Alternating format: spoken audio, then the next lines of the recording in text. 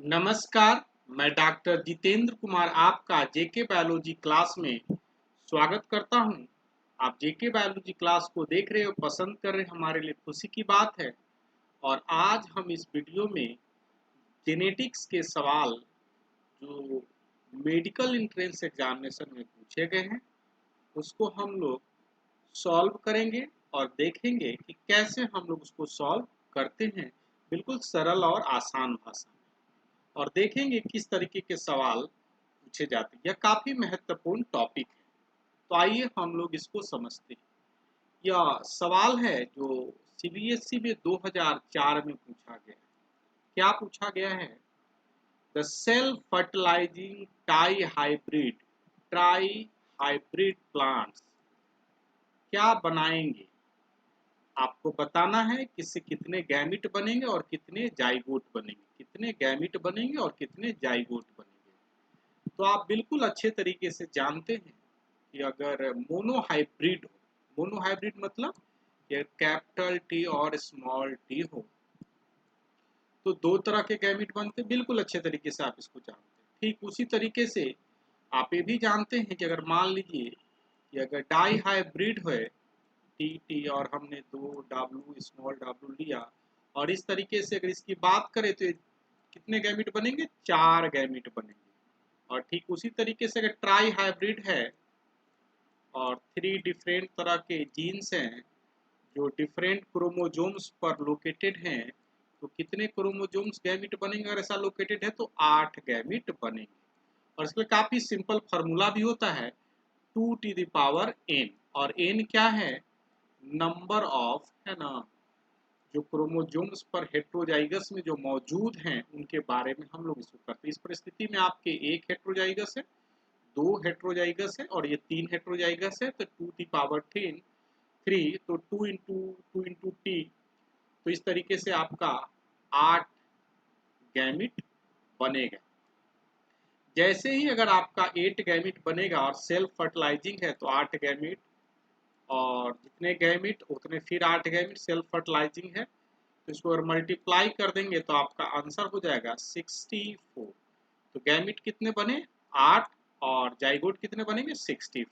इस तरीके से आपका आंसर, ये पहला आपका आंसर हो जाएगा। काफी सिंपल सवाल था और मैं, मजे की बात है कि इस तरह के सवाल काफी फ्रिक्वेंटली पूछे जाते हैं, तो आपको अच्छी तरीके से आइडिया होना चाहिए कि कैसे गैमिट बनाते हैं और गैमिट के बाद कैसे उसका जाइगोट का फॉर्मेशन होगा। तो आपको इसकी जानकारी अच्छे तरीके से होनी चाहिए, गैमिट कैसे आपको बनाना है।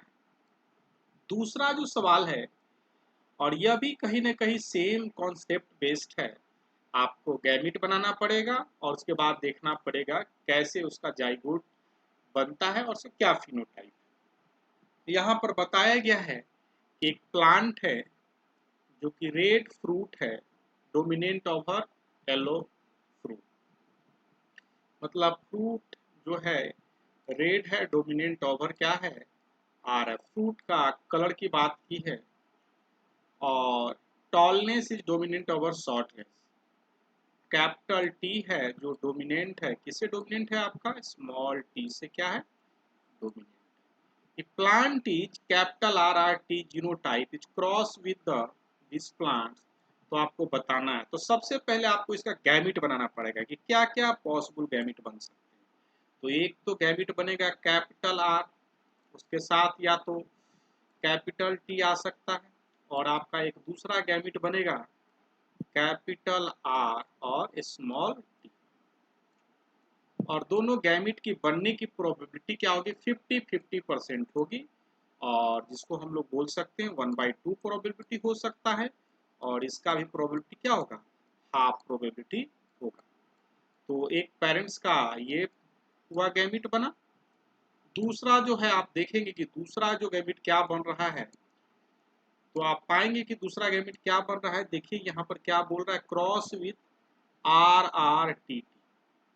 तो दूसरा जो गैमिट आपका बनेगा, आपका आर और टी गैमिट बनेगा, दो बनेगा, दोनों बिल्कुल एक ही जैसा होगा आर टी। तो डायरेक्ट आप लिख सकते हैं आर टी अगर आपको ऐसे लिखने का मन है तो अलग अलग भी लिख सकते हैं, कोई इससे दिक्कत नहीं है, लेकिन दोनों सिमिलर तरह के गैमीट बनेंगे और दोनों की बनने की प्रोबेबिलिटी क्या है, हाफ हाफ हाफ प्रोबेबिलिटी है। आप चाहे तो ऐसा लिख सकते हैं, नहीं तो सिंपल RT प्रोबेबिलिटी जो कि इसकी बनने की प्रोबेबिलिटी 1, ऐसा भी आप लिख सकते हैं। तो RT अब जो क्रॉस करेंगे तो क्या बनेगा, देखिएगा इसका जीनोटाइप क्या होगा, आर यहाँ से आया और ये आर यहाँ से आया, आर आर, और capital T small T, capital T और स्मॉल टी।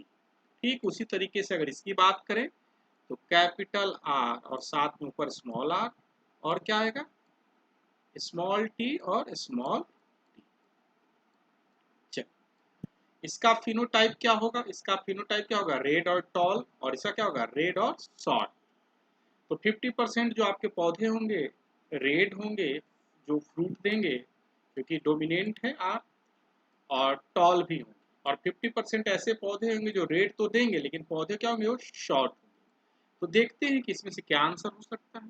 देखिए 50% पौधे क्या होंगे, टॉल, जो टॉल वाले पौधे 50% ये होंगे, और जो भी टॉल होंगे आप पाएंगे विथ रेड फ्रूट, क्योंकि ये डोमिनेंट है तो रेड फ्रूट होगा। तो 50% टॉल और रेड आपका क्या हो जाएगा, ये बिल्कुल सही आंसर हो जाएगा। आइए और अब हम लोग कुछ और सवाल को देखते हैं। यह सवाल CBSE नीट 2004 में पूछा गया है। क्या पूछता है, the recessive genes located on X chromosomes humans are always. यह काफी महत्वपूर्ण बातें हैं। तो कोई भी जो जीन है कहाँ लोकेटेड हो सकता है, या अच्छी तरीके से जानते हैं कि ह्यूमंस में क्या होते हैं, 44 जो होते हैं ऑटोजोम्स होते हैं, साथ साथ एक एक्स क्रोमोजोम्स होते हैं और एक क्या होते हैं, वाई क्रोमोजोम्स होते हैं। और ये बता रहा है कि रिसेसिव जीन्स है जो एक्स क्रोमोजोम्स पर लोकेटेड है। मान लीजिए कि कोई जीन है जो हम यहाँ पर मान रहे हैं कि एम जीन है जो रिसेसिव है, स्मॉल एम हम लिख रहे हैं, और ये रिसेसिव है, तो इस तरीके से ये आप पा रहे हैं कि एक्स पर लोकेटेड। तो यहाँ पर आपको ध्यान रखना है, मेल के पास अगर एक भी जीन मौजूद है, वो रिसेसिव रहे या डोमिनेंट रहे, वो एक्सप्रेस होगा। क्यों, क्योंकि रिसेसिव एक कॉपी भी एक्सप्रेस यहाँ करता है, क्योंकि इसका कोई काउंटर पार्ट नहीं है। तो हमेशा मेल में अगर एक जीन भी है और वो रिसेसिव कैरेक्टर का भी है तो एक्सप्रेस करेगा। तो ये तो एक्सप्रेस करेगा मेल में। ठीक उसी तरीके से अगर फीमेल की बात की जाए तो फीमेल में अगर मान लीजिए 44 आउटोजोम्स, और क्या हो जाएगा, ये एक्स एक्स ऐसा होगा। और ये recessive zone located on x chromosomes, अगर एक्स क्रोमोजोम्स पर एक पर ऐसा लोकेटेड है, रिसेसिव है, तो क्या होगा, एक्सप्रेस नहीं कर पाएगा। क्यों, क्योंकि यहाँ पर जो कैपिटल एम है जो डोमिनेंट जीन है, इसको क्या करेगा, सप्रेस करेगा, और क्या एक्सप्रेस करेगा, कैपिटल एम डिपेंडेंट जो भी फिनोटाइप हो वो एक्सप्रेस करेगा। जबकि अगर मेल में अगर रिसेसिव जीन भी है और सेक्स लिंक है तो एक ही जीन्स क्या करेगा, एक्सप्रेस करेगा, ऑलवेज एक्सप्रेस करेगा। तो आपका आंसर क्या हो जाएगा, ये आपका 3 नंबर जो है एक्सप्रेस इन मेल्स आंसर हो जाएगा। आइए कुछ और हम लोग सवाल को देखते हैं। एक्स्ट्रा न्यूक्लियर इनहेरिटेंस और consequence of the presence of gene E बता रहा है कि आप बताइए कि एक्स्ट्रा न्यूक्लियर इनहेरिटेंस, तो आपको मालूम होना चाहिए अगर DNA की बात करें तो न्यूक्लियस में तो मौजूद होते ही हैं, और न्यूक्लियस और मेंडेलियन इनहेरिटेंस लॉ को फॉलो भी करते हैं। और इसके अलावा न्यूक्लियर DNA के अलावा यहाँ न्यूक्लियस है और न्यूक्लियस में आपके क्या DNA पाए जाते हैं। इसके अलावा भी सेल्स में जो आपका माइटोकॉन्ड्रिया है, माइटोकॉन्ड्रिया में भी DNA पाया जाता है। माइटोकॉन्ड्रिया के अलावा अगर आपका क्लोरोप्लास्ट है तो वहां पर भी क्या है, DNA आपका पाया जाता है। और ये क्या एक्स्ट्रा न्यूक्लियर इनहेरिटेंस है, जो कि न्यूक्लियर DNA के अलावा यहाँ पर जीन में DNA पाया जाता है। तो माइटोकॉन्ड्रिया और क्लोरोप्लास्ट आपका क्या होगा, ये सही आंसर होगा। और ये काफी फ्रिक्वेंटली ये सवाल पूछे जाते हैं, और ये भी पॉइंट काफी महत्वपूर्ण है, और इस पॉइंट से भी कंसिस्टेंट एग्जाम में पूछे जाते हैं। इस बात को ध्यान रखना है कि मेल्स में अगर कोई भी एक्स क्रोमोसोम्स होगा और रिसेसिव रहेगा तो ऑलवेज एक्सप्रेस करेगा, जबकि फीमेल में एक्सप्रेस नहीं भी कर सकता है। होमोजाइगस रहेगा तो एक्सप्रेस करेगा, अगर हेट्रोजाइगस रहेगा तो एक्सप्रेस नहीं करेगा। आइए हम लोग कुछ और सवाल को देखते हैं। यह सवाल सीबीएसई में 2004 में पूछा गया है और इसका भी पैटर्न काफी सिंपल है।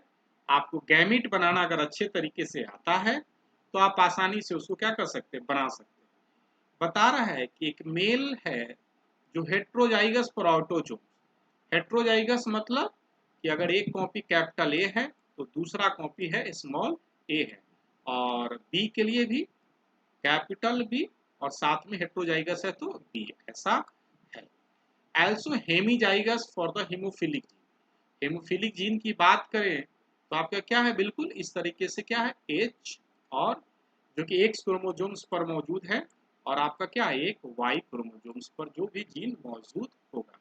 तो आपको बताना है कि एबीएच, क्या एबीएच स्पर्म बनने की कितनी पॉसिबिलिटी है। तो मान लीजिए कि इसमें से कैपिटल आई या ए आई, इसकी पॉसिबिलिटी क्या है, हाफ है, और कैपिटल बी और स्मॉल बी में से अगर स्मॉल बी आए तो इसकी पॉसिबिलिटी क्या है, हाफ है। ठीक उसी तरीके से एक्स पर जो लोकेटेड है स्मॉल एच और वाई है, दोनों में से एक्स एच आने की पॉसिबिलिटी क्या है, हाफ। तो इस तरीके से हम पाएंगे कि अगर ये बी एच की पॉसिबिलिटी अगर हमको बतानी पड़ जाए तो आप क्या कर लेंगे, तीनों को क्या कर लेंगे, गुना कर लेंगे। इस तरीके से आपने मल्टीप्लिकेशन रूल भी पढ़ा है, और इस तरीके से गुना करने के बाद आप पाएंगे कि आपका इसका आंसर क्या हो जाएगा, 1/8 हो जाएगा। काफी सिंपल सवाल था, और इस तरह के सवाल कंसिस्टेंट पूछे जाते हैं। तो गैमिट बनाना आपको अच्छी तरीके से आना चाहिए, डिफरेंट तरह के कंडीशन में आपको गैमिट बनाना आना चाहिए। चलिए आइए हम लोग आगे कुछ सवाल को देखते हैं। A B O blood group, अगर आपके पास A B blood group system है, if both antigen are present, no antibody, then blood of the individual। तो आपको मालूम होना चाहिए कि अगर कोई एंटीजन प्रेजेंट है, मान लीजिए कि अगर ब्लड ग्रुप ए है, ब्लड ग्रुप ए है तो उसमें कौन सा एंटीजन प्रेजेंट रहता है, एंटीजन ए रहता है। ध्यान रखना इस बात को।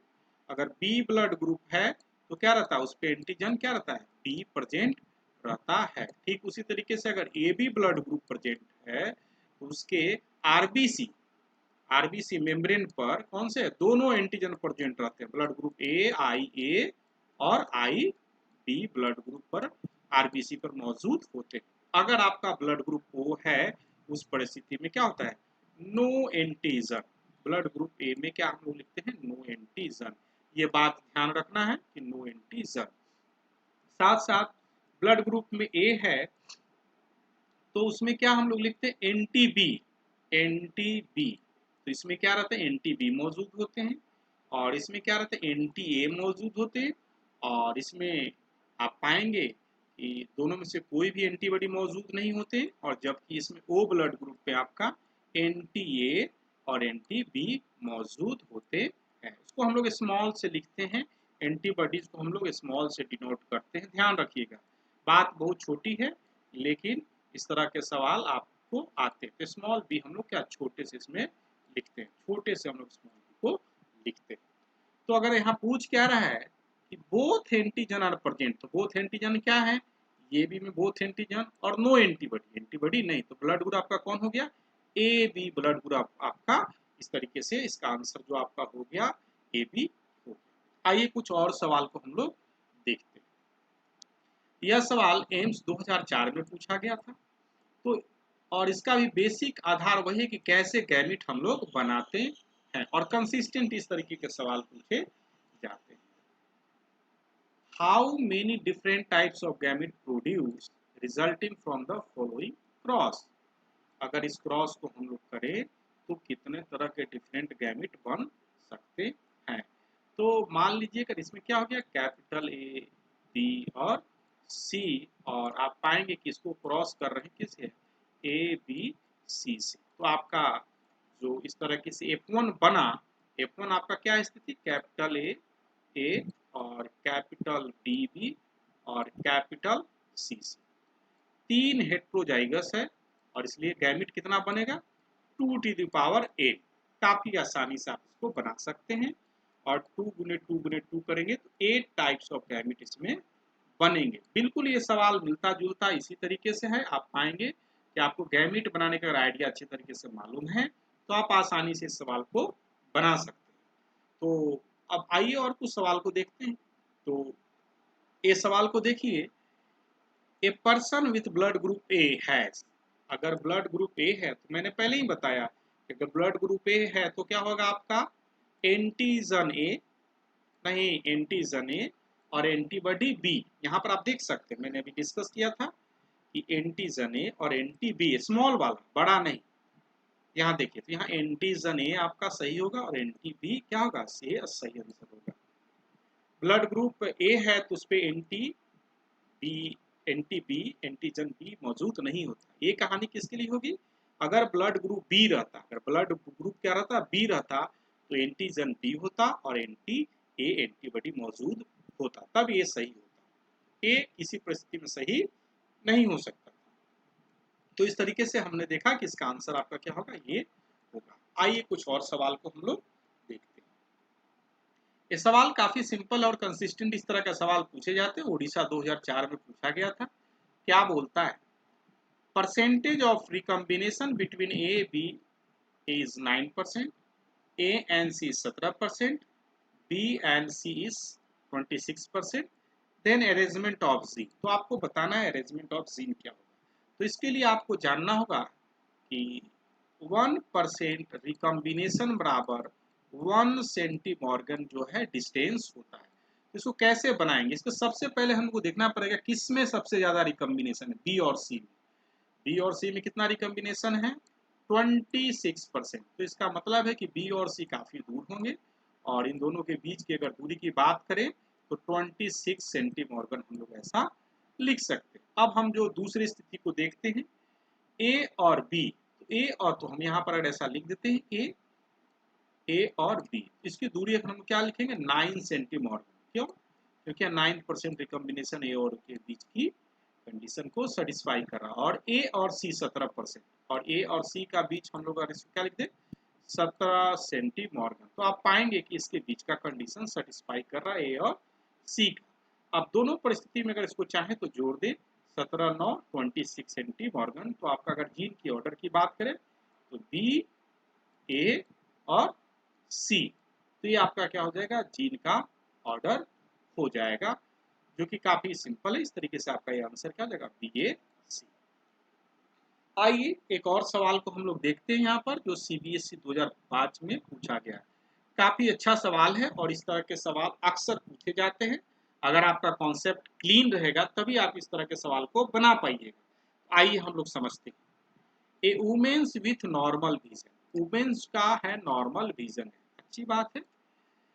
उस फादर इज कलर ब्लाइंड, उनके जो पिताजी हैं क्या है कलर ब्लाइंड है। तो वुमेन्स के जो पिताजी हैं उसके क्या है कलर ब्लाइंड है। इसका मतलब है अगर पिताजी कलर ब्लाइंड होंगे तो आपके दिमाग में एक आइडिया आ जाना चाहिए कि उनके पिताजी का जो कंडीशन रहा होगा इस पर कलर ब्लाइंड वाला जीन रहा होगा एक्स सी और वाई।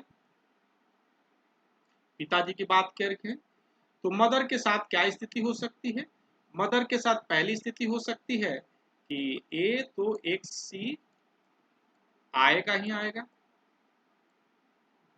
इन वुमेन्स के मदर के बारे में कुछ नहीं बताया गया है। अगर मदर के बारे में नहीं बताया गया है तो दो तरह की परिस्थिति हो सकती है। एक तो परिस्थिति हो सकती है कि या तो मदर नॉर्मल हो, ए वुमेन हैज नॉर्मल विजन, तो इसका मतलब है कि मदर से उसका एक्स क्रोमोसोम्स ऐसा कुछ आया होगा, क्योंकि उसके नॉर्मल विजन है। अगर ये एक सी आता तो क्या हो जाता है वुमेन्स क्या हो जाता है कलर ब्लाइंडनेस हो जाता है, रिसेसिव कैरेक्टर शो करता।